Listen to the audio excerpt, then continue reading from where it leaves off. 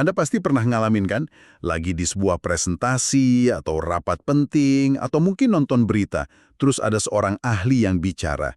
Dia kelihatannya semangat banget, pakai banyak istilah canggih.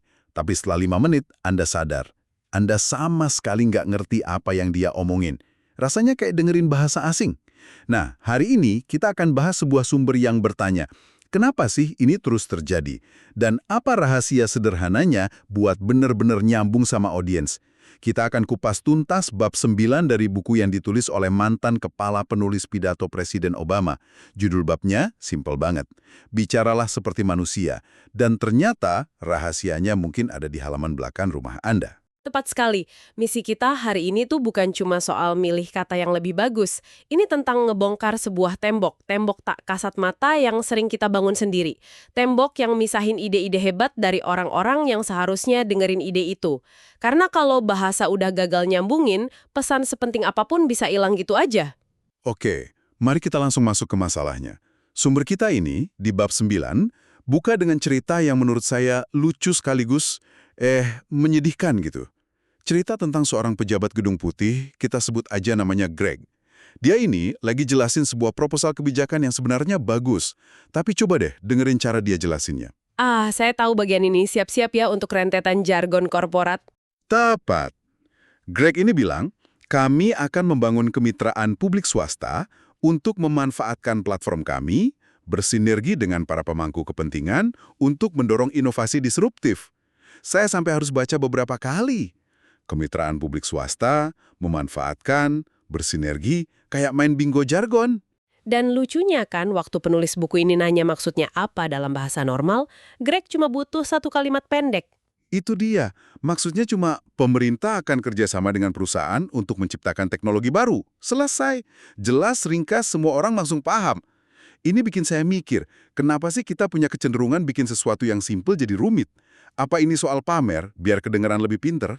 Nah, pertanyaan itu inti masalahnya. Dan menariknya, sumber kita berargumen ini seringkali bukan karena sombong. Ini lebih kayak sebuah tragedi daripada kesombongan. Ada fenomena psikologis di baliknya yang disebut kutukan pengetahuan atau the curse of knowledge. Kutukan pengetahuan. Kedengarannya dramatis ya. Jadi ini bukan soal pamer. Lebih kayak semacam amnesia profesional gitu. Kita lupa kalau orang lain nggak punya latar belakang yang sama. Bayanginnya gini deh, saat Anda udah dalam banget di satu bidang, entah itu hukum, kedokteran, atau teknologi, otak Anda itu bikin banyak jalan pintas. Jargon dan istilah teknis itu, ya jalan pintasnya. Efisien buat ngobrol sama sesama ahli. Masalahnya, kita lupa kalau buat orang lain itu bukan jalan pintas, tapi jalan buntu. Kita lupa gimana rasanya nggak tahu hal itu. Dan sumber kita ini nekenin justru orang yang paling tulus dan pengen bantu, kayak dokter atau ilmuwan, yang paling sering jatuh ke perangkap ini. Oh, saya bisa bayangin. Seorang dokter mungkin udah ratusan kali lihat memar di sekitar mata. Dan di dunianya dia, istilah kontusio periorbital itu normal banget. Tapi buat pasien yang dengarnya pertama kali, itu bisa kedengaran kayak diagnosis penyakit mematikan. Persis. Dan dampaknya itu bukan cuma bingung sesaat, ini soal konsekuensi yang lebih dalam. Ingat nggak masa-masa awal pandemi COVID? Berita itu penuh istilah kayak transmisi komunitas, lebih patogenik, atau penanggulangan medis non-farmasi. Istilah-istilah ini akurat secara ilmiah, tapi buat publik yang cemas dan butuh kejelasan, bahasa kayak gitu malah bikin jarak. Bukannya merasa ditenangin, banyak orang justru merasa terintimidasi atau bahkan curiga. Jadi, jargon ini bukan sekedar kata-kata yang susah, tapi bisa jadi penghalang kepercayaan. Saat orang nggak ngerti, mereka cenderung nggak percaya. Dan dalam situasi krisis, kepercayaan itu kan segalanya. Tepat sekali. Waktu pejabat kesehatan pakai bahasa yang dingin dan klinis, itu bisa ngurangin kepatuhan publik. Bukan karena publiknya bandel, tapi karena pesannya nggak terasa manusiawi, nggak terasa relevan sama hidup mereka. Bahasa yang rumit itu secara nggak sengaja ngirim pesan, ini urusan kami para ahli, bukan urusanmu. Padahal kan harusnya sebaliknya. Kepercayaan itu mata uang paling berharga dalam komunikasi, dan jargon adalah cara tercepat buat bikin bangkrut. Oke, setelah dengar semua masalah ini, kutukan pengetahuan, erosi kepercayaan, saya sempat mikir solusinya pasti rumit juga. Mungkin butuh pelatihan komunikasi bertahun-tahun. Tapi yang bikin saya kaget dari sumber ini, khususnya di bab 9 ini, adalah betapa sederhananya solusinya. Mereka menyebutnya aturan barbecue atau the barbecue rule. Awalnya kedengaran konyol, tapi ternyata jenius banget. Konsepnya memang sangat membumi kan, sesuai namanya. Intinya sederhana. Sebelum Anda nulis email penting, kasih presentasi, atau jelasin ide besar, berhenti dulu sebentar dan bayangin Anda lagi di acara barbecue di halaman belakang rumah. Anda lagi megang piring kertas, terus teman Anda nanya, "Jadi, apa sih yang lagi kamu kerjain?" Dan Anda harus jelasin dengan cara yang bisa dimengerti sama teman Anda itu. Atau bahkan sama keponakan Anda yang masih remaja, yang kebetulan lewat. Kalau mereka bisa paham dan tertarik, kemungkinan besar audiens profesional Anda juga bakal paham. Aturan ini maksa kita buat buang semua basa-basi dan jargon yang nggak perlu. Aturan ini efektif banget karena secara kognitif, ini maksa kita keluar dari mode abstrak dan masuk ke mode konkret. Otak kita itu pada dasarnya lebih gampang proses cerita dan contoh nyata daripada konsep-konsep besar.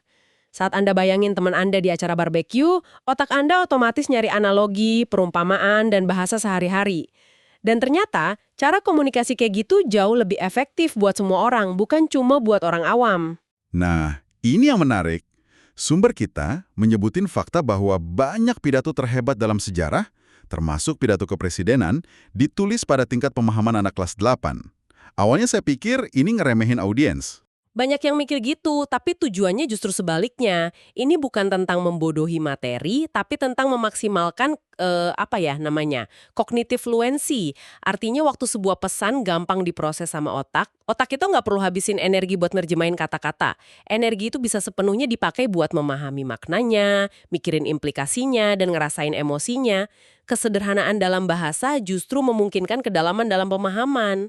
Oke, saya paham soal aturan barbecue, tapi jujur deh, kadang ada kekhawatiran. Bukannya ada resiko penyederhanaan yang berlebihan? Ada kalanya istilah teknis itu memang perlu untuk presisi. Apa penulis buku ini nyaranin kita ngabain presisi demi kesederhanaan? Di mana batasnya? Ini pertanyaan yang sangat penting, dan sumber kita juga bahas itu. Kuncinya satu kata, audience. Aturan barbecue ini bukan dogma yang kaku, penulisnya sangat jelas soal ini. Kalau Anda bicara di Kongres Ahli Geologi Internasional, ya tentu saja pakai istilah teknis kayak subduksi litosfer. Audiens Anda bukan cuma paham, mereka mengharapkannya. Itu bahasa mereka. Jadi, ini soal kode yang tepat untuk audiens yang tepat. Persis. Masalahnya adalah kita seringkali pakai kode yang salah. Kita pakai bahasa dari Kongres Geologi itu pas lagi rapat Dewan Kota atau nulis memo buat seluruh perusahaan. Untuk 99% komunikasi kita sehari-hari, presentasi di kantor, rapat dengan tim lain, email ke klien, kesederhanaan itu kunci kemenangan.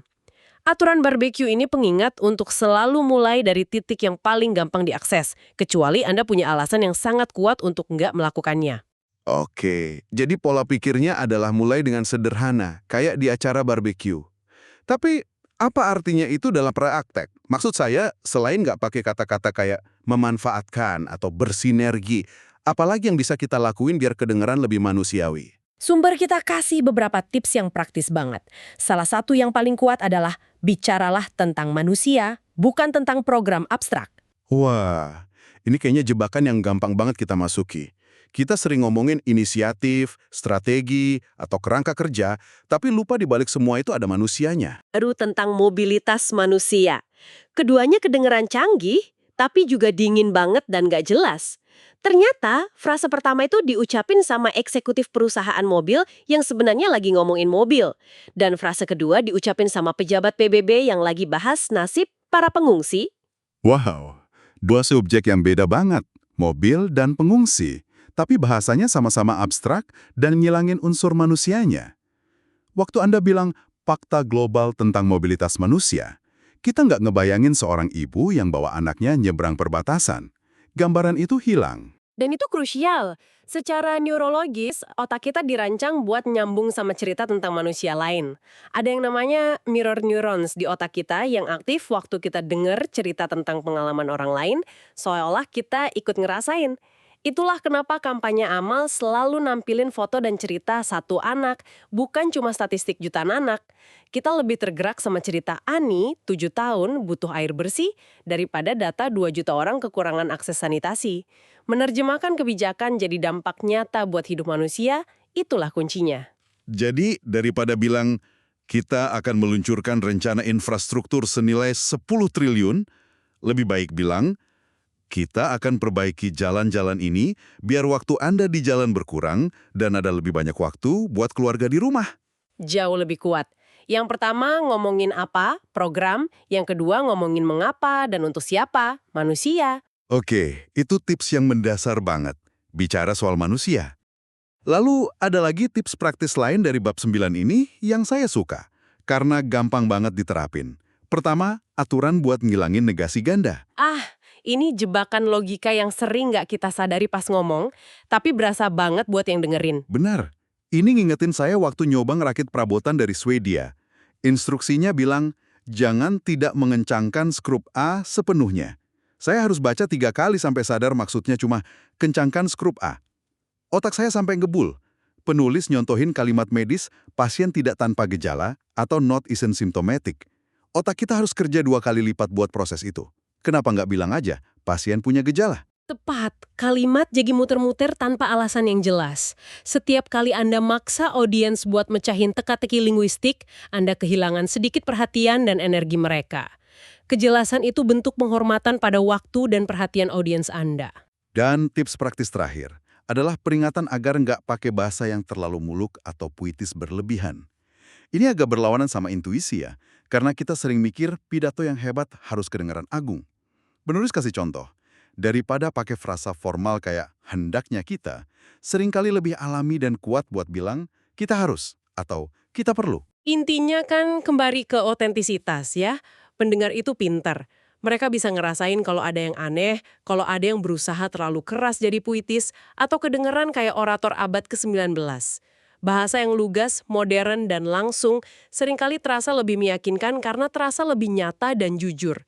Tentu ada waktunya buat retorika yang indah, tapi harus datang dari tempat yang tulus, bukan karena kita ngerasa seharusnya begitu. Jadi, kalau kita rangkum perjalanan kita hari ini, kita mulai dari masalah universal di mana para ahli bikin kita bingung. Kita belajar, ini bukan soal kesombongan tapi kutukan pengetahuan. Dan solusinya ternyata bukan kursus komunikasi yang rumit, tapi sebuah aturan sederhana dari halaman belakang rumah. Aturan barbeque. Dan dari aturan itu muncul prinsip-prinsip praktis. Fokus pada manusia, bukan program, bicara langsung dan hindari negasi ganda, dan utamakan keaslian daripada kemegahan yang dibuat-buat. Jadi, apa artinya semua ini? Pada akhirnya, tujuan komunikasi itu bukan buat pamer kosakata Anda atau kedengaran paling pinter di ruangan. Tujuannya sederhana, untuk dipahami. Dan untuk dipahami, kita harus rela ngelepasin jubah keahlian kita sebentar. Mikirin audiens kita seolah-olah mereka teman kita, dan bicara dari manusia ke manusia. Tepat. Dan kemampuan buat nerjemahin kerumitan jadi bahasa yang sederhana dan manusiawi ini beneran sebuah kekuatan super di dunia modern yang penuh informasi. Ini berlaku nggak cuma buat presiden atau CEO, tapi juga buat Anda.